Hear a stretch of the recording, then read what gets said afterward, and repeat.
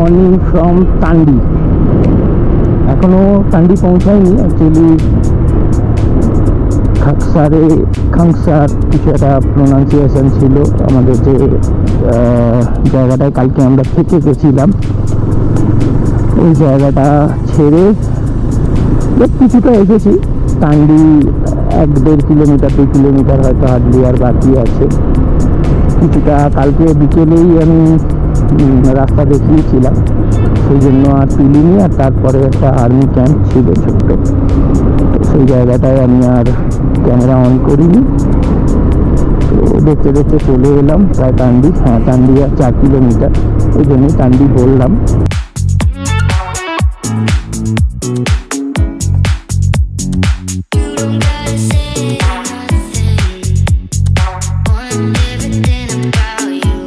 যে হোটেলটায় থেকেছিলাম সেই হোটেলটার আমি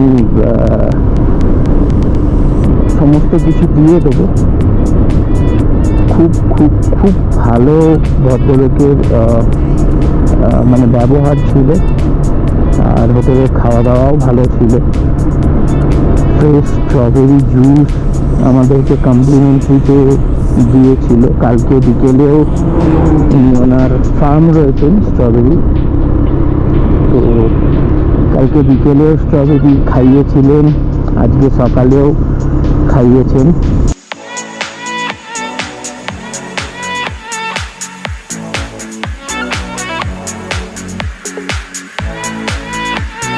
আজ সকাল থেকে একটু বেরোতে একটু নয়, অনেক বেলাই হয়ে গেছে আমাদের, প্রায় 11:30 বাজে এখন।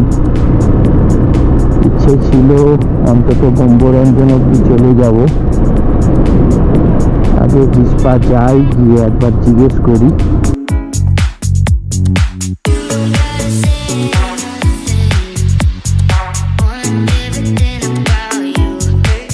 বেলা হয়ে গেলে প্রবলেম একটাই হয়, ওয়াটার ক্রসিং।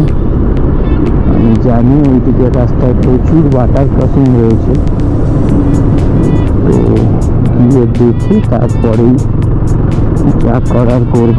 দেখতে দেখতে আমরা চলে এসেছি তান্ডি। এখান থেকে আমি বাইকে পেট্রোলটা ফুল করব, আর জ্যারিকেন আছে, জ্যারিকেনে তেল নিয়ে নেব।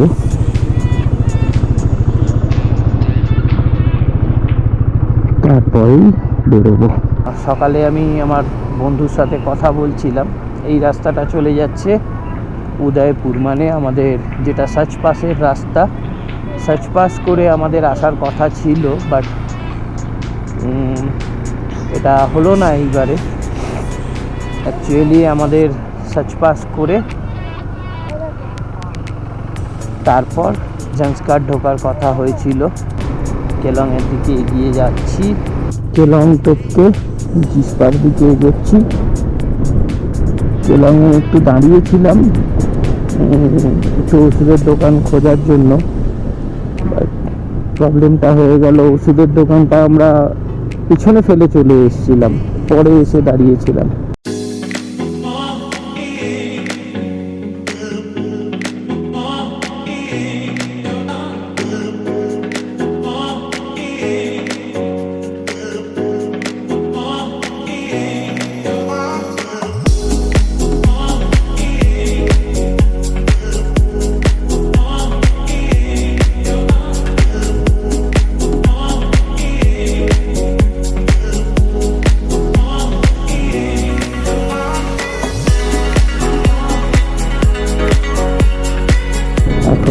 তো সবুজ পাহাড় দেখতে পাচ্ছি, ভালো মতোই দেখতে পাচ্ছি,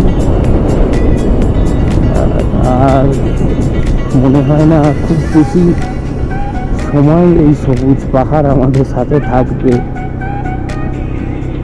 ন্যাড়া পাহাড় সঙ্গী হতে চলেছে, পাবো মাঝে মাঝে সবুজ পাহাড় পাবো, কিন্তু বেশিরভাগ সময়টা ন্যাড়া পাহাড়ের জায়গা চলে আসছে।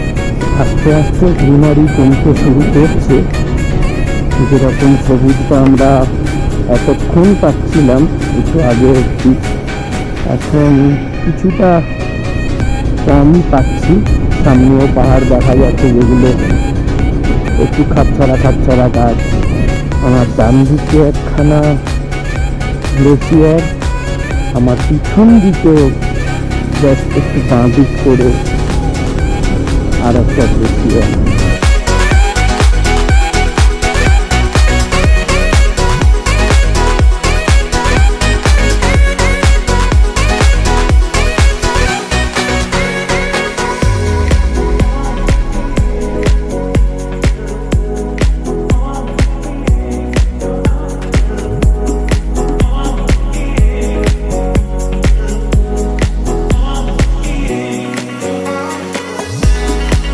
আর যেতে পারলাম না, দাঁড়িয়ে পড়লাম। গ্লেসিয়ারটার একটুখানি ভিডিও তো তোলা উচিতই। ডান দিকে পুরো বরফ নেমে এসেছে। যদি সব কিছু ঠিকঠাক থাকে আর কিছুক্ষণ পরে একটা ছোট্ট সারপ্রাইজ ওয়েট করছে সবার জন্য। সারপ্রাইজ বলাটাই ঠিক হবে, একটু আনন্দ পাওয়া যাবে।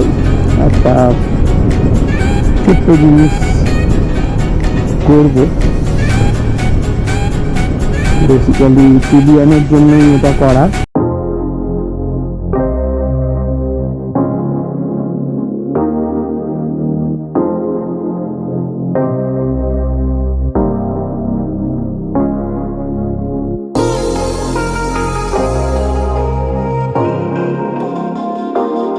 আইডিয়া যেটা বলছে, এই ব্রিজটা টপকে আমরা উঠে যাব বাঁদিকে রাস্তাটা ধরে। রাস্তায় ছোট বড় অনেক স্টোন পড়েছে ওপর থেকে। দারচা ব্রিজ ক্রস করে, দারচা চেকপোস্ট ক্রস করে এগিয়ে এলাম। এই হচ্ছে সিরকুলার রাস্তা, সিরকুলার 38 কিলোমিটার। এই জাস্ট পেছন থেকে আমরা এলাম, ডান দিকে চলে গেলে সারচু, অর্থাৎ লেফট দিকে নর্মাল যেটা বারালাচলা হয়ে সারচু হয়ে যায়। এখান থেকে সারচু 76। আপাতত এই রাস্তাতেই যেতে হবে। পাদুম 142 দেওয়া আছে, 143 দেওয়া আছে। এই ঢুকে পড়লাম জান্সকারের দিকে। এই রাস্তাতেই যাব কিছুক্ষণ, বেশ কিছুক্ষণ যেতে হবে আমাদের। এটা হয়ে তারপর পাদুম থেকে আমরা লামায়ুরু হয়ে তারপর লের দিকে ঢুকবো। অপেক্ষার অবসান।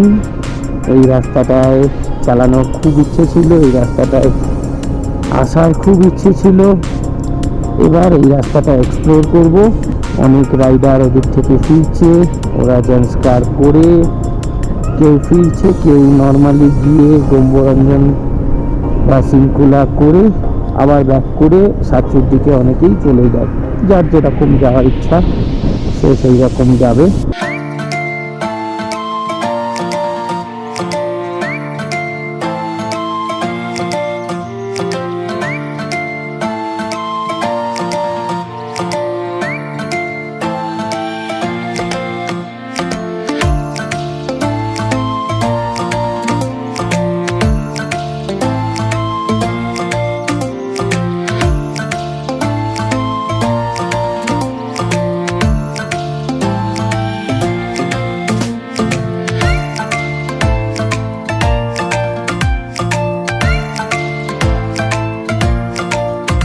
আমাদেরকে এই রাস্তাগুলো অতিক্রম করার জন্য এই রকম সুন্দরভাবে রাস্তাগুলো বানিয়ে দিচ্ছে এরা।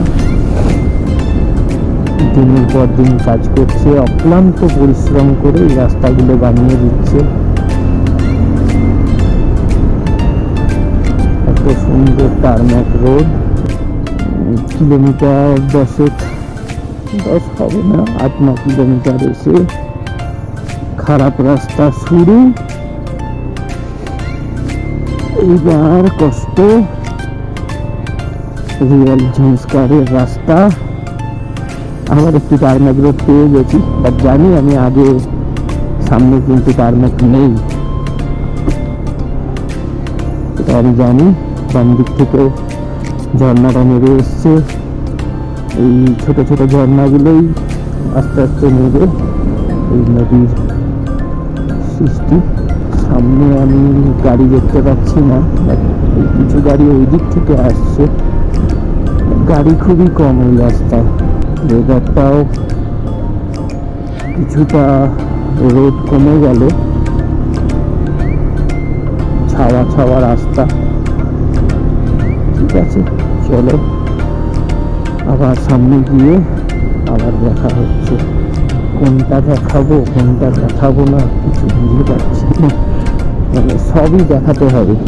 সামনেটায় ওইখান থেকেও কিছু ঝর্ণা নেমেছে, এই জায়গা থেকে ক্রস করে। এই জায়গায় নদীটা চওড়া আছে একটু, আর একদম রাস্তার ধারে। আর এই সামনে থেকে একটা ঝর্ণার মতো নেমেছে, মন্দির করা ওই মাঝখানের ফাঁকটা থেকে। আমরা মোটামুটি সিঙ্কুলার চড়াই শুরু করে দিলাম। এই জায়গাটা থেকে সিঙ্কুলার চড়াই আমার মনে হচ্ছে শুরু। আবার সেকেন্ড ধাপ, এই যে একটু বালি বালি হয়ে আছে, ও রাস্তা পুরো এরকম তোলা, পুরো এরকম তোলা।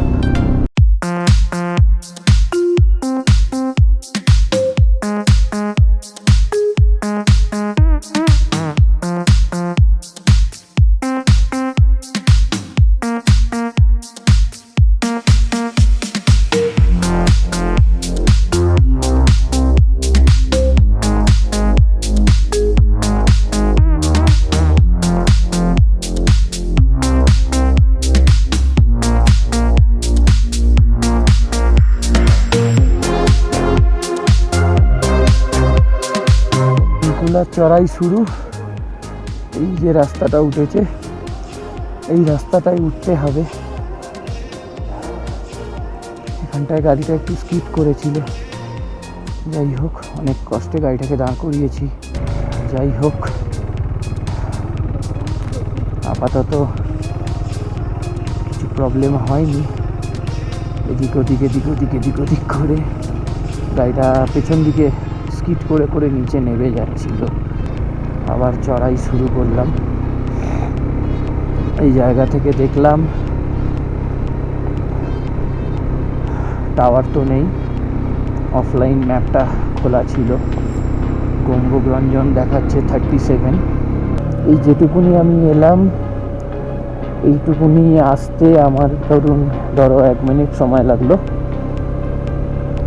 বাট ওই দাদা মোটামুটি 6-7 মিনিটের ওপর ওই দাদার সময় লেগেছে। মানে কতটা চড়াই, কতটা স্টিপ, এর থেকেই বোঝা যাচ্ছে। ওদের হয়তো অসুবিধা হবে না, কিন্তু আমার এজ 63। ওরে বাপরে, শ্বাসের কষ্ট তো হতে পারে, হয়তো একটু তো হতে পারে। অনেকবার এসেছি। আচ্ছা আচ্ছা আচ্ছা, হ্যাবিট আছে আমার। আচ্ছা আচ্ছা, যার জন্য সাহস করেছি এবং ড্রাইভ করেও আসছি আমি। আচ্ছা আচ্ছা, আমার অত্তার সিং আমার দোস্ত। আচ্ছা আচ্ছা, হরিদ্বার হরিদ্বার থেকে যিনি উঠেছেন। ঠিক আছে, আসুন। ঠিক আছে, ওকে, ঠিক আছে। আমরা সিঙ্কুলার টপকে এবার নিচের দিকে নামার চেষ্টা করি।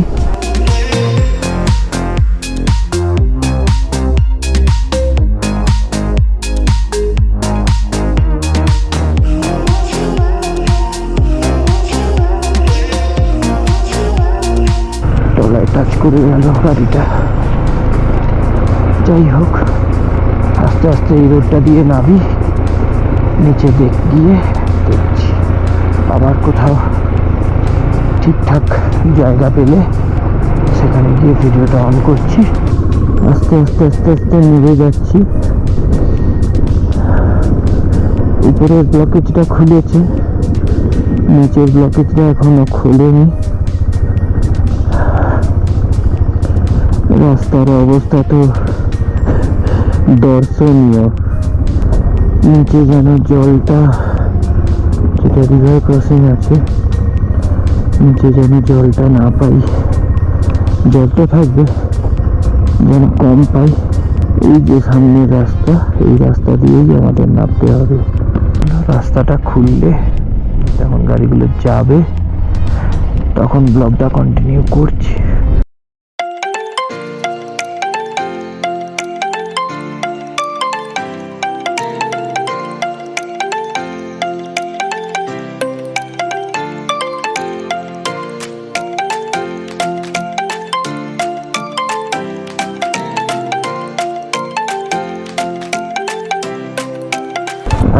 খুবই নিচে খাড়া নেমেছে, এক্সিলেট করতেই হচ্ছে না আমায়। আর গাড়ির তলায়, গাড়িতে যেহেতু লোড আছে, গাড়ির তলায় মাঝে মাঝেই ঠোকা খাচ্ছি। এইবার রিভার ক্রসিং রয়েছে। বসে থাক, ভেবে দেখো বসে থাক, পড়ে গেলে পড়বি না। এটা তৎকালেই তো আমাদের মিশন সাকসেসফুল। একবার দেখছি আমি যদি পারি তো ভালো, না পারি চলে আসবো। জুতোয় জল ঢুকবে sure, but river crossing cross করে নিয়েছি। জল ছিল, একটু জল ছিল। পিলিয়নকে গাড়িতে তুলে দিচ্ছি, পিলিয়ন গাড়িতে চলে আসবে। রিভার ক্রসিং হয়ে গেছে, আমরা আস্তে আস্তে নিচের দিকে নেমে যাচ্ছি। থ্যাংক ইউ দাদা, ওয়েস্ট বেঙ্গলের যে দাদা গাড়ি নিয়ে এসেছিল জিপ, উনি পিলিয়নকে বসিয়ে নিয়েছিলেন। রাস্তা থেকে আমরা আস্তে আস্তে নামছি, সামনের গাড়িগুলোকে ছেড়ে দিয়েছি, বাট ছেড়ে দিয়েই একটু ভুল হয়ে গেছে আমার, কারণ প্রচুর ধুলো উঠছে। এই রাস্তা দিয়ে দিয়ে আমাদের নামতে হচ্ছে নিচে। 12-13 স্পিডের বেশি গাড়ি এগোচ্ছে না কারোরই, জাস্ট একটা করে টার্ন নিচ্ছে, মন ধুলো বেরোচ্ছে। আপনার কাছে অ্যাপেল আছে না, ওই যে আমাদের গাড়ি ছবিটা তুলেছেন? হ্যাঁ তুলেছি। আচ্ছা, তাহলে এয়ারড্রপে নিয়ে নেবো আমি। আচ্ছা, এখানেই নেবেন না সামনে গিয়ে নেবেন? আপনার রাস্তাতে একই জায়গায় দাও। হ্যাঁ হ্যাঁ হ্যাঁ, তাহলে সামনে এমনি গিয়ে আপনার দেবো। নাম্বারটা বলে রাখুন, সুবিধা। হ্যাঁ হ্যাঁ হ্যাঁ, নিয়ে নিন। আমিও যেটা আপনার সকালে পাঠিয়ে দেবো। ঠিক আছে ঠিক আছে। নাম্বারটা বলুন। 9051 9051 644। দাদার ফুটেজটা দাদাকে দিয়ে দেবো, চিন্তা নেই। আরে বাপরে, আবার একটা ছোট্ট ওয়াটার ক্রসিং।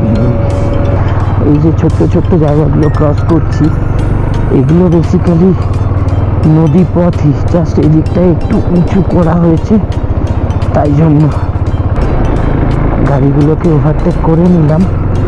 গাড়িগুলো থাকলে আমার সুবিধা হবে, পিছনে থাকলে অবশ্যই উপরটা দিয়ে গেলে এই ছোট্ট ওয়াটার ক্রসিংটা পেতাম না।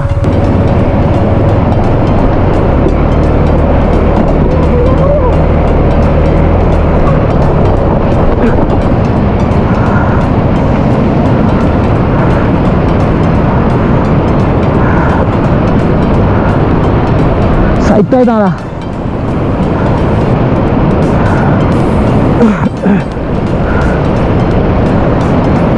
ঠিক আছে, ওখানে জলটা যে কিভাবে ক্রস করলাম সেটা আমিই জানি। পিছনে এমপির যে ছেলেগুলো ছিল, যে দাদাগুলো ছিল, দাদা ভাই যাই হোক, প্রচণ্ড হেল্প করেছে। ওখানে আমার খুব বড় ভুল হয়েছিল, রাইডারকে নিয়ে ডবল ক্যারি করে ওই জায়গাটা ক্রস করা, ওটা আমার একদম উচিত হয়নি।